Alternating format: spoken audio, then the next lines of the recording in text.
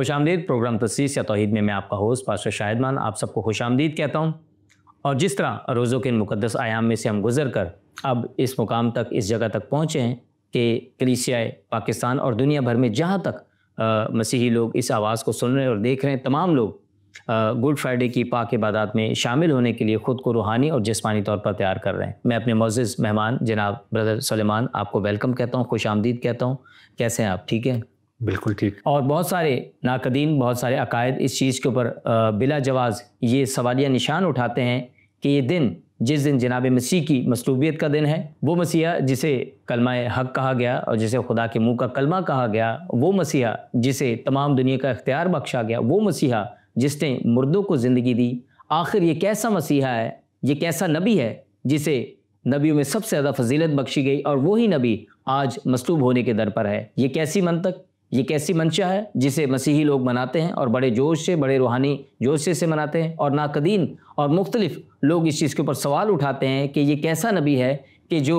नबियों का सरदार भी जिसे कहते हैं और जिसे कुल कायनात का खालिक और मालिक और उसे खुदा के मसावी भी समझा जाता है, ऐसी शख्सियत जो इतनी ज़्यादा रूहानी अहमियत रखती है, वो ख़ुद आज मरने के दर पर है। और कौम इस दिन को खुशी का दिन, गुड फ्राइडे या पाक जुम्मे से मंसूब करती है कि प्रोग्राम के आगाज़ में एक आयत मुक़द्दसा आप सबके सामने तलावत की जाए जो सुलेमान नबी की मार्फत लिखी गई इमसाल उसके 21वें बाब और उसकी 18वीं आयत के अंदर खुदा का कलाम यूं मरकूम है, शरीर सादिक का फिदिया होगा और दगाबाज रास्त बाजों के बदला में दिया जाएगा। क्या पस मंज़र समझते हैं आप? जो आयत मुक़द्दसा भी आपके सामने पड़ेगी और जो आगाज़ में, जो इक़्तिबास के अंदर मैंने आगाज़ किया कि जो नाकदीन हैं, जो मुख्तलिफ़ अकायद के जो लोग हैं, वो इस दिन को, जिसे हम और तमाम मसीही अकायद के मानने वाले दुनिया के अंदर कहीं पर भी वो रहते हैं, वो इस दिन को बड़ी रूहानी अहमियत के हामिल रखते हैं और इस दिन को बड़े रूहानी जोश व जज्बे के साथ मनाते हैं। क्या समझते हैं कि ये जो इल्ज़ाम लगाया जाता है मसीहों के ऊपर कि एक ऐसा दिन है कि जिसमें जनाब मसीह जो कि खुदा के मुँह का कलमा है, जो कि खुदा की मिरास में से हैं और जो नबियों की उस मिराज के ऊपर विराजमान है कि जहाँ तक कोई भी ना पहुँच सका है और ना पहुँच पाएगा, ऐसी ज़ात जो ख़ुद मुर्दों को ज़िंदा करती रही, वो आज ख़ुद सलीबी मौत गवारा करने को है। तज़िया रखते हैं आप इस बारे में और क्या आप इस बारे में कहना चाहेंगे? जी बहुत बहुत शुक्रिया भाई साहब। और इस दिन को हम मुबारक जुम्मा या गुड फ्राइडे इसीलिए ही कहते हैं। असल में ये एतराज़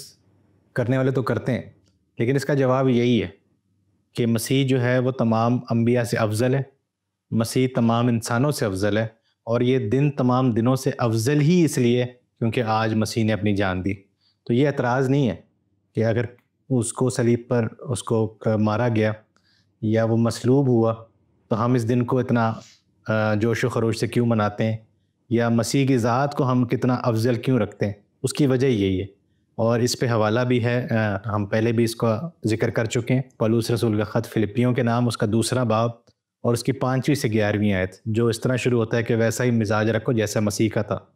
फिर आगे 9वीं आयत में वो कहता है कि क्योंकि उसने मौत बल्कि सलीबी मौत गवारा की, इस वास्ते खुदा ने उसे वो नाम बख्शा जो सब नामों से आला है। तो मसीह की मौत या सलीबी मौत बेशक ये एक हैबतनाक और एक शर्मनाक मौत है, उसकी ज़ात को मस्ख़ नहीं करती बल्कि उसकी ज़ात को और निखारती है। और मसीहियों की नज़र में ये सबसे अजीम कुर्बानी है, ये सबसे अजीम ज़िंदगी थी जो आज उसने खुदावंद के सपुर्द की, सलीबी मौत गवारा की और खुदा ने उसे वो नाम बख्शा जो सब नामों से आला है। तो मसीह अफजल ही इसलिए क्योंकि वो सलीब पर कुर्बान हुआ। अच्छा, इस दिन को अक्सर लोग इस चीज़ से भी, जो नाकदीन है वो इस चीज़ का तज़किरा करते हैं कि किस तरह कोई एक शख्स जो है, क्योंकि हम जो मसीही हैं और जो देखने और सुनने वाले वो सब इस चीज़ को पर एतक़ाद रखते हैं कि जनाब मसीह के कफ़ारा के वसीला से हम सब बचाए गए हैं। जी, तो अक्सर नाकदीन भी इस चीज़ का तज़किरा करते हैं और वो इस बारे में बरमला इकरार और सवाल भी करते हैं कि ये कैसे ऐन मुमकिन है कि एक शख्स कफ़ारा दे रहा है अपनी जान का और पूरी कौम के गुनाह, बल्कि पूरी कौम नहीं बल्कि कुल बनी नौ इंसान के गुनाहों का कफ़ारा हो रहा है। मैं चाहूँगा इसके ऊपर थोड़ी सी हम रोशनी डालें, इसके ऊपर हम थोड़ी तफसीलन इसके ऊपर बात करें कि किस तरह ये ऐन मुमकिन है। मसीह इलाहियात में ख़ास तौर पर जो कैथलिक और प्रोटेस्टेंट दोनों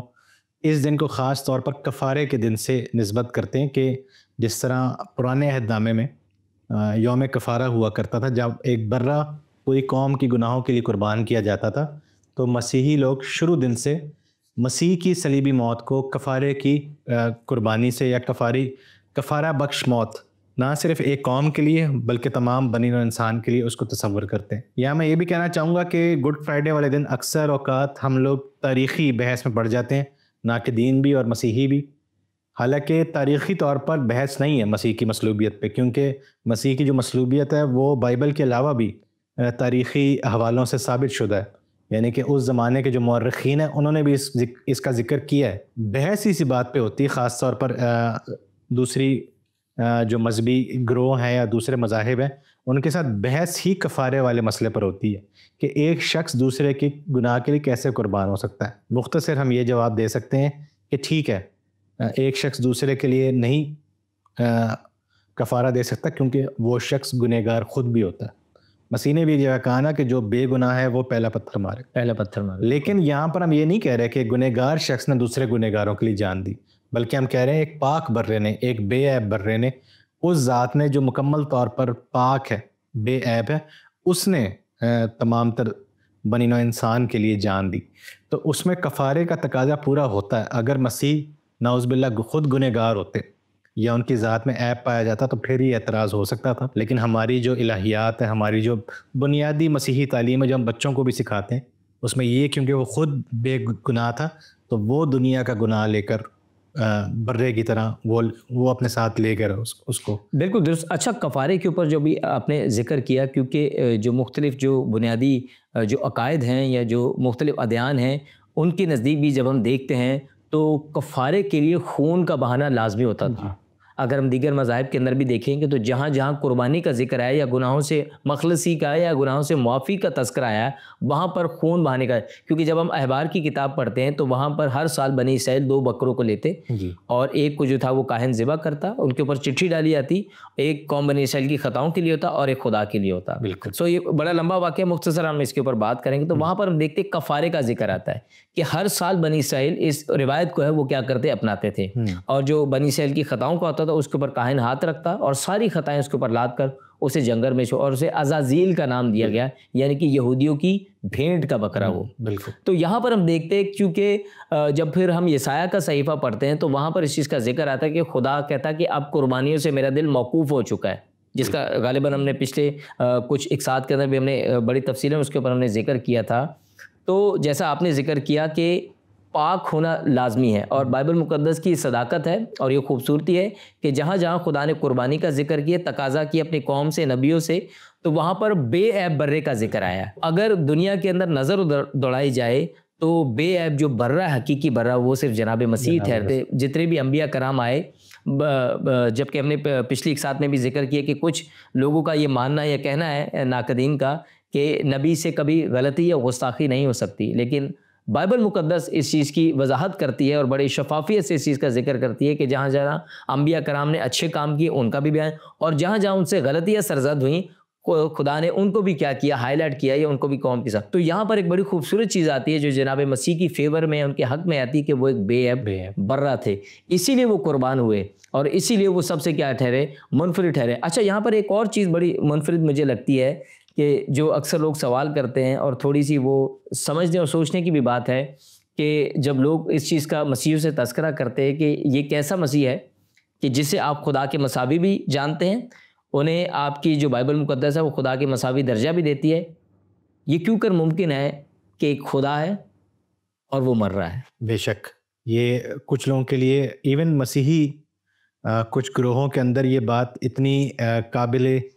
آپ سمجھ لیں کہ فہم بات نہیں ہوتی کہ خدا کیسے مر سکتا ہے. اصل میں یہ تثلیثی جو ایمان ہے یا تثلیثی جو عقیدہ ہے نا, اس کو نہ سمجھ کے بات کی جاتی ہے. جب ہم یہ کہتے ہیں کہ مسیح خدا ہے اور مسیح صلیب پر مرا تو یہ دونوں باتیں بیک وقت صحیح ہیں. جو مکمل ہمارا عقیدہ ہے مسیحیوں کا وہ یہی ہے کہ خدا کی ذات مثلث ہے, اس کی ذات کے 3 اقنوم ہیں, باپ, بیٹا, روح القدس. اور یہ جو بیٹا ہے یہ اپنی ذات میں کامل خدا بھی ہے اور کامل انسان بھی. تو کامل انسان ہوتے ہوئے اس نے صلیبی موت صحیح, نہ کہ کامل خدا ہوتے ہوئے. لیکن اس کو ہم جب اپنے عقیدے کا اقرار کرتے ہیں یا جب ہم اپنے ایمان کا اقرار کرتے ہیں تو ہم یہ سیکوینس یا فارمولہ نہیں بناتے. ہم ڈائریکٹ بولتے ہیں کہ مسیح جو ہمارا خداوند ہے, جو ہمارا مسیح ہے, اور جو ہمارا خدا ہے وہ صلیب پر قربان ہوا. تو اس میں ہرگز ہم یہ بات نہیں کر رہے کہ خدا کی ذات جو ہے وہ فنا ہو سکتی ہے, مر سکتی ہے. خدا جب انسان بن کر آیا اس انسانی ذات کے اندر اس نے صلیبی موت بھی چکھی، اور کیونکہ وہ خدا کی ذات کا حصہ ہے اس پیراہے میں ہم یہ کہہ رہے ہیں کہ خدا نے بھی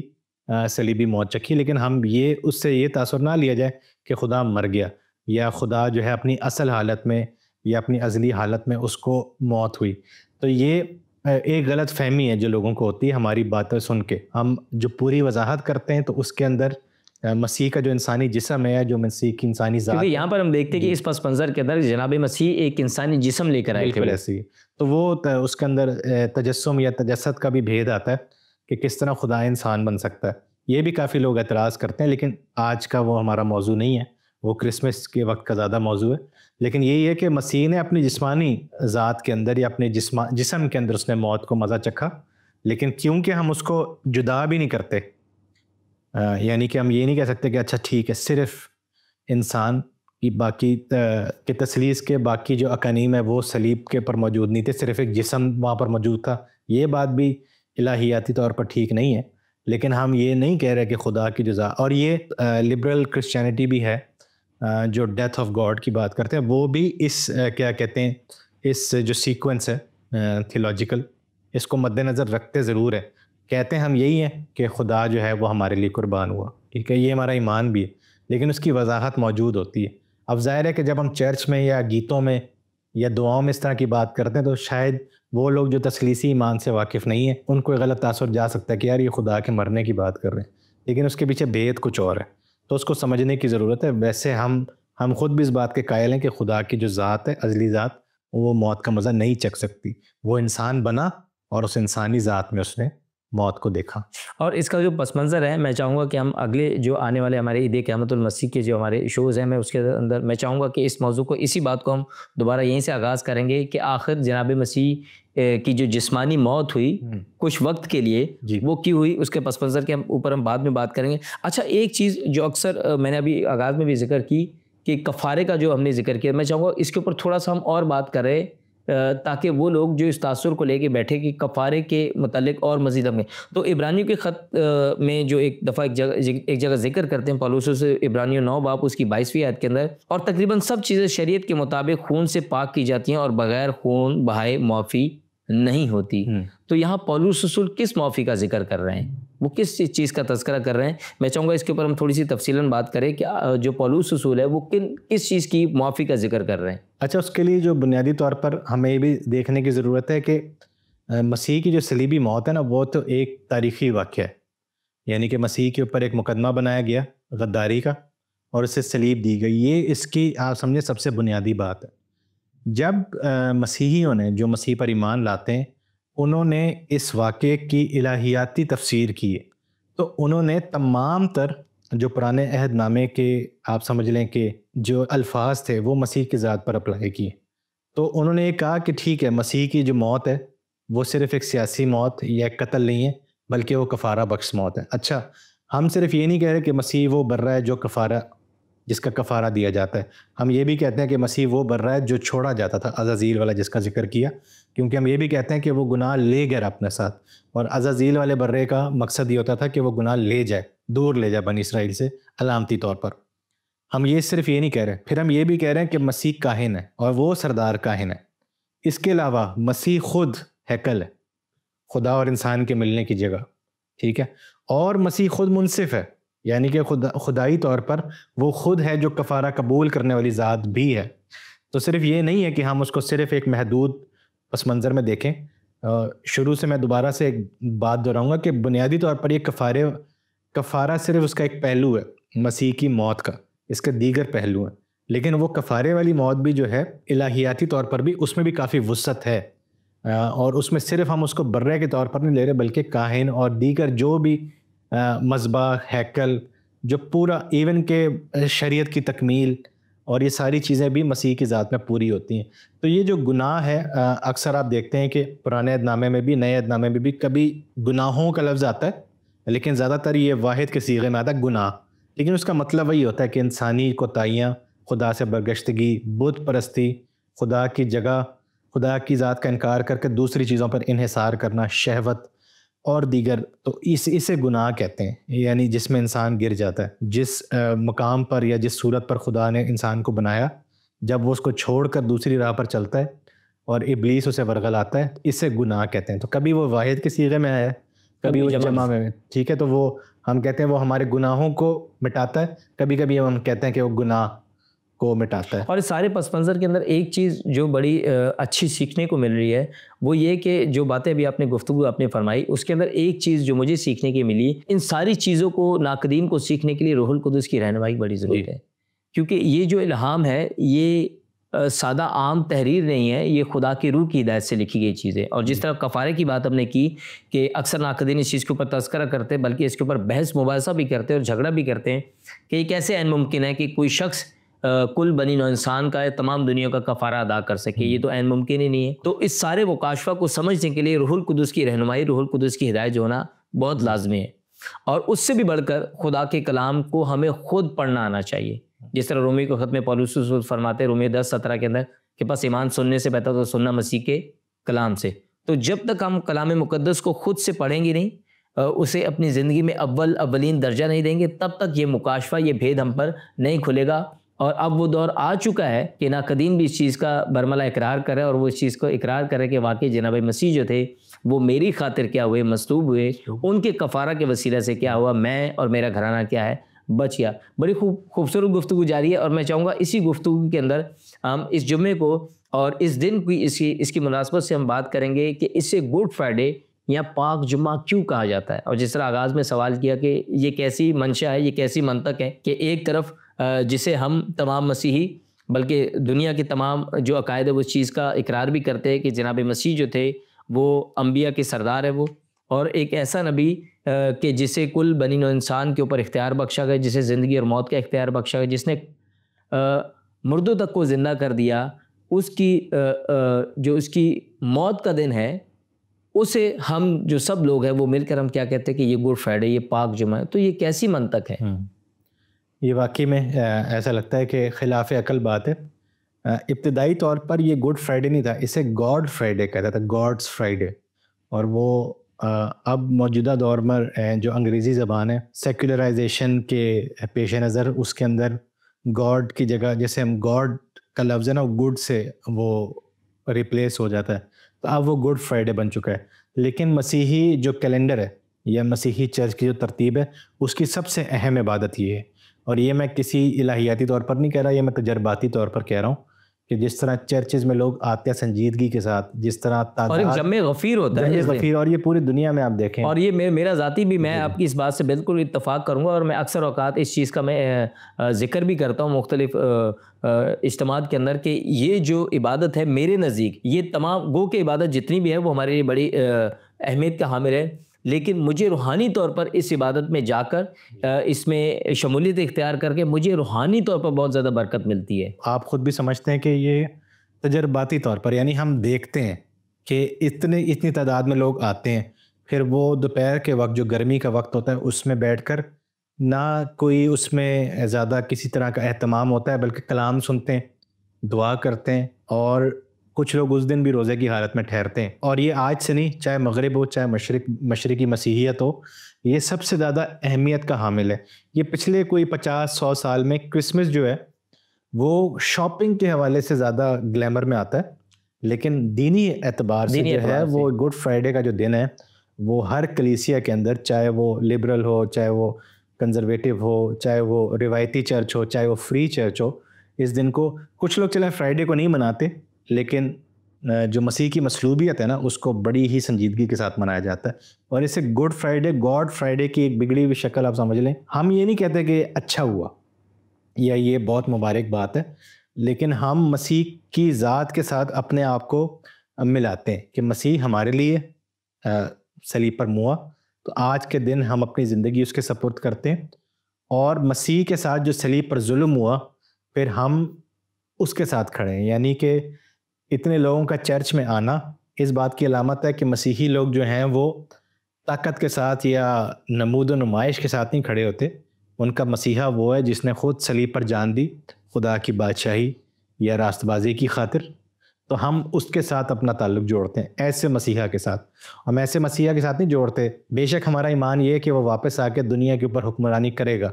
لیکن جب تک ہم یہاں پر ہیں ہم حکمران مسیح کے ساتھ یا جنگجو مسیح کے ساتھ یا ایسا مسیح جس نے دنیا پہ غلبہ پایا اس کے ساتھ نہیں، بلکہ وہ جو صلیب پر مرا اس کے ساتھ. اور اس میں کچھ لوگ غم بھی مناتے ہیں، یہاں تک کہ وہ اپنے جسم کو نقصان پہنچاتے ہیں. جس طرح ماتم ہوتا ہے اہل تشیعوں کے یہاں، اسی طرح کچھ مسیحی دنیا بھر میں وہ بھی اپنے آپ کو یورپ کے کچھ ایک ایسے ممالک ہیں یورپ کے اندر جہاں اپنے آپ کو زخمی بھی کرتے ہیں، تو وہ جو کہ بائبل کے عین برخلاف ہے. وہ ایسی ٹھیک ہے، چلے میں صرف ایک ذکر کر رہا ہوں کہ اپنے آپ کو مسیح کی ذات مصلوب مسیح کے ساتھ اپنے آپ کو ہم آہنگ کرنا، کہ ٹھیک ہے ہم یہ نہیں کہتے جیسے حرف عام میں کہہ رہے کہ ایک طرح کا خراج تحسین سے بڑھ کر کہ ہم اس کے ساتھ ایک ہو جائیں. بے شک کفارہ ہم اپنے آپ کو نہیں بچا سکتے، نجات صرف مسیح دیتا ہے، وہ ہمارے لیے صلیب پر مرا، لیکن کہیں نہ کہیں ہماری شراکت اس کے ساتھ ہے، کیونکہ پولس کہتا ہے کہ اب میں زندہ نہ رہا بلکہ مسیح مجھ میں زندہ، اور میری انسانیت جو ہے اس میں مصلوب ہو گئی ہے. اور بپتسمے کے وقت بھی ہم یہ کہتے ہیں کہ اب ہم پرانا انسان جو ہے وہ ہمارا مصلوب ہو چکا ہے. تو یہ اس کی ایک علامت ہے کہ مسیح مصلوب کے ساتھ ہم سب مصلوب ہوتے ہیں، اور اسی طرح مسیح جو جی اٹھا ہے اس کے ساتھ ہم سب نئی. اور اس دن کی جو اتنی بڑی جو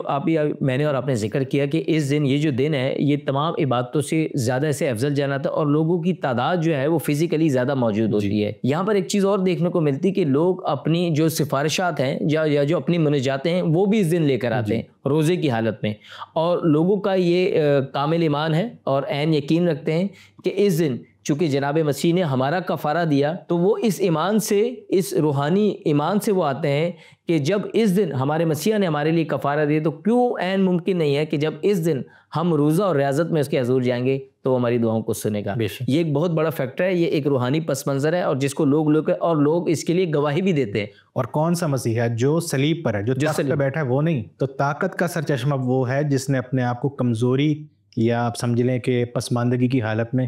خدا کے حوالے کر دیا. تو اس کی ذات سے ہی ہم مانگتے ہیں، اس سے نہیں جو تخت پر بیٹھا ہے. ابھی تخت پر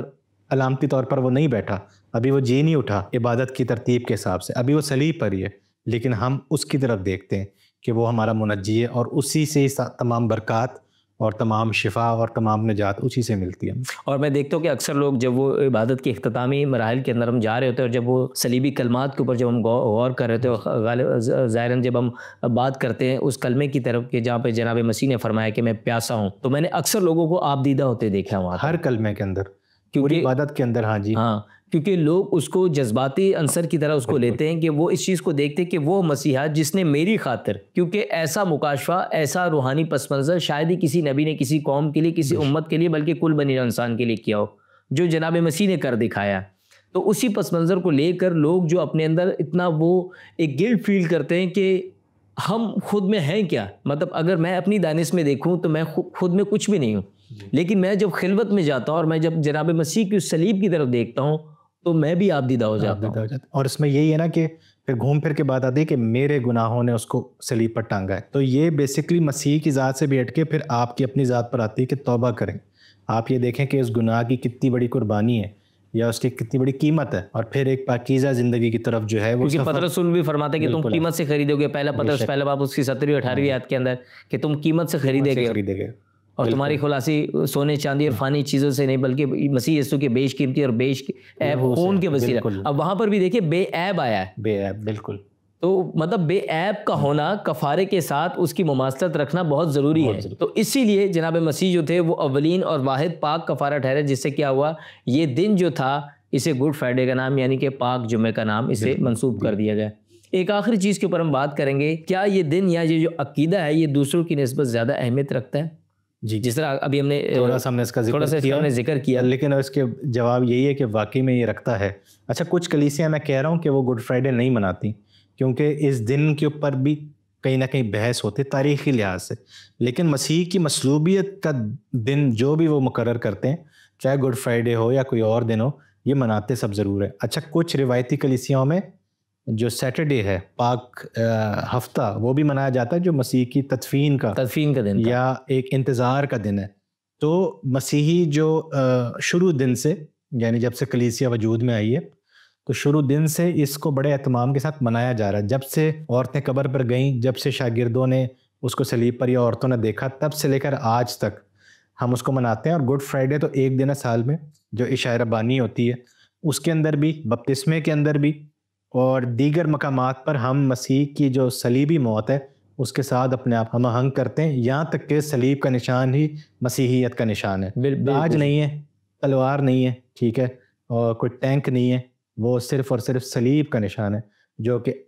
سرنڈر کا, یعنی خدا کے. اسی لیے پولس رسول بھی فرماتے ہیں, کہتے ہیں خدا نہ کرے میں کسی اور چیز پر فخر کروں سوائے جناب مسیح کی اور اس کی صلیب کے. پہلا کرنتھی اس کے پہلے باب اس کی 17-18 آیت کے اندر پولس رسول بڑی خوبصورت آیت مقدسہ فرماتے ہیں اور اس چیز کو برملا اقرار کرتے ہیں, اور کہتے ہیں کہ صلیب کا نشان ہلاک ہونے والوں کو نزدیک تو بے وقوفی ہے, لیکن ہم نجات پانے والوں کو نزدیک خدا کی قدرت. اور میرے خیال میں جو آپ نے خوبصورت ایک بات کی کہ ہر ایک جگہ, چاہے وہ بپتسمہ کی رسم ہو,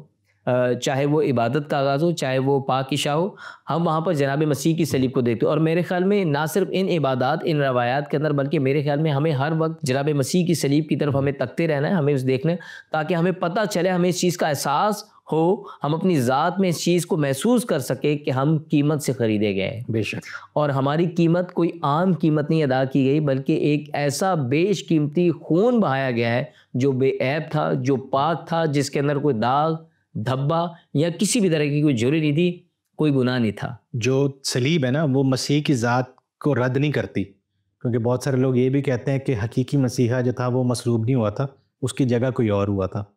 نہیں, مسیحا ہے ہی وہی جو مصلوب ہوا تھا. صلیب ہی اس کو حقیقی مسیحا بناتی ہے, نہ اس کی پیدائش, نہ پیشن گوئیاں, نہ اور کچھ.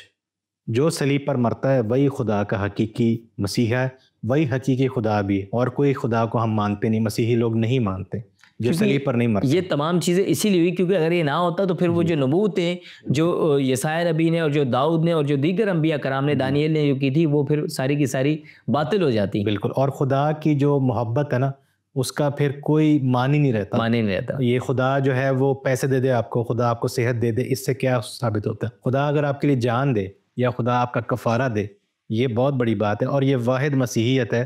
جس میں خدا جو ہے وہ انسان کے پاس آ کر اس کے لیے قربانی دیتا ہے, اس کے لیے قربانی, چاہے لوگوں سے کہے, اس کے بجائے کہ لوگوں سے کہے کہ میرے لیے بلی چڑھاؤ یا قربانی دو, اس لیے مسیحی لوگ قربانی. بہت شکریہ برادر سلیمان, آپ کی قیمتی آراء کا, آپ قیمتی وقت کا. ناظرین, ہم نے کوشش کی کہ پاک جمعے کی اس اہمیت کو, پاک جمعے کی اس مسیحی الوہیت کو آپ تک لے کر آیا جا سکے. اور جو ناقدین اس بات کے بارے میں بڑے سوال اور اعتراضات اٹھاتے ہیں کہ یہ کیسے عین ممکن ہے کہ ایک ایسی پاک ذات, ایک ایسی پاک ہستی کہ جسے خدا کے مساوی سمجھا جاتا ہے, وہ خود قربان ہو اور لوگوں کا کفارہ ادا کرے. ہم نے کوشش کی کہ کلام حق میں سے آپ کو اچھے طریقے سے, مختصر اور بہتر طریقے سے آپ کو سمجھایا جا سکے, تاکہ اس گڈ فرائیڈے کی, اس پاک جمعے کی اصل اہمیت کے حقائق کے بارے میں اور آپ جان سکیں اور اس کے وسیلے سے برکت پا سکیں. جہاں رہیں خوش رہیں اور خدا ان میں ہمیشہ بیدار رہیں. God bless you all.